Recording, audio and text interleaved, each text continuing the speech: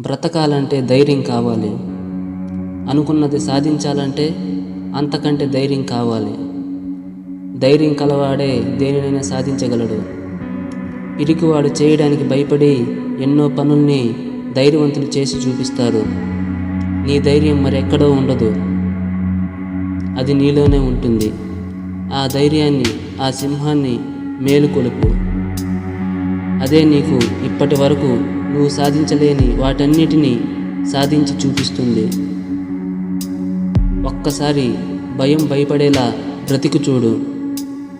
భయం నిన్ను చూసి పారిపోతుంది, దానితో నీ బ్రతుకు మారిపోతుంది. జీవితంలో ఎంతకాలం భయపడతావు?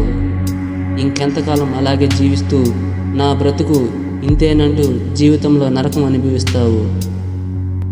ఇది నువ్వు మారవలసిన సమయం. జీవితంలో ఏదైనా సాధించాల్సిన సమయం. నీ ఆలోచనల్ని మార్చుకో, నీ జీవిత విధానాన్ని మార్చుకో.